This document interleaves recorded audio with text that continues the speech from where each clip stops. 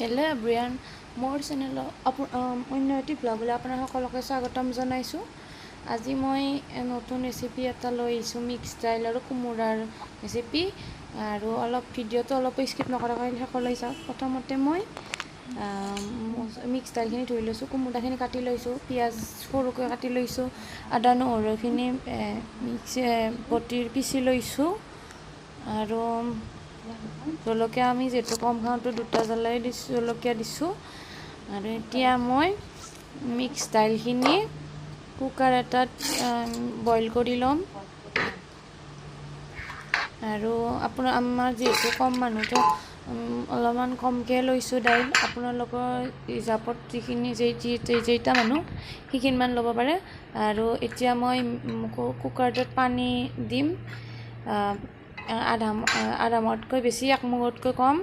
আৰু তাত মই নিমখ দি ল'ম 2 চামুচ। আৰু এতিয়া মই বইল হ'ব দিলোঁ। এতিয়া কেৰাহী এখনত মই তেল গৰম হ'ব দিলোঁ।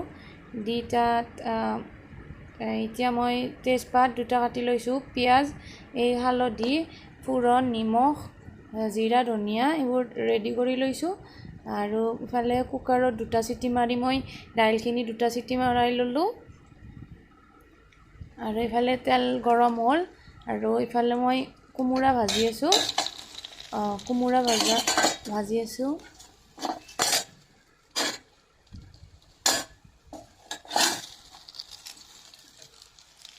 আৰু কোমোৰা ভাজিখিনি আধামান হ'ল। আৰু যিহেতু মোৰ কেমেৰা ধৰা মানুহ নাই, বহুত দিগদাৰ হৈছে, কিবা কিবি স্কিপ কৰা গৈছে, আৰু বেয়া নাপাব। আৰু ইফালে তেলখিনি গৰম হ'ল, তাত মই কাটি থোৱা তেজপাত 2টা দিম,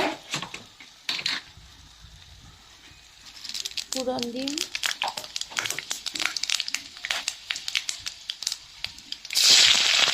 কাটি থোৱা পিঁয়াজখিনি দিম,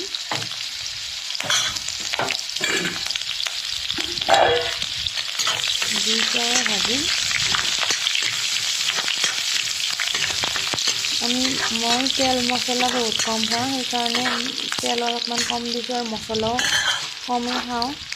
আৰু যিহেতু মছলাৰ গোন্ধটো থাকিলে বেয়া পাওঁ, সেইকাৰণে তেলতে মই মছলাখিনি ভাজি ল'ম।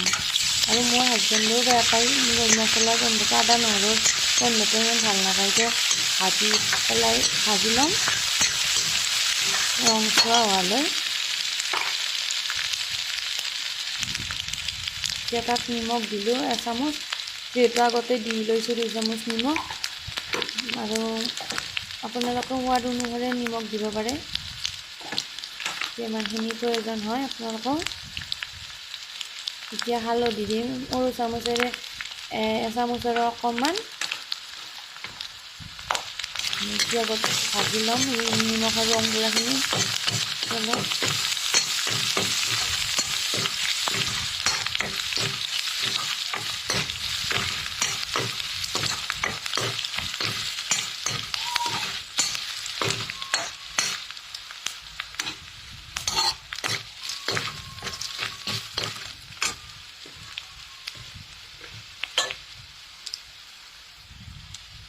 এতিয়া জিৰা গুড়ি দিম, অলপমান ধনিয়া গুড়ি দিম,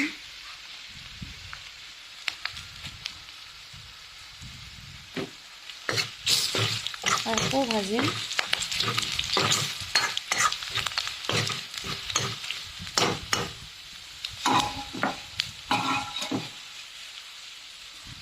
এতিয়া মই যিখিনি দালি কুকাৰত সিজাই লৈছিলোঁ, সেইখিনি মই তাত সম্ভাৰ মাৰি দিম।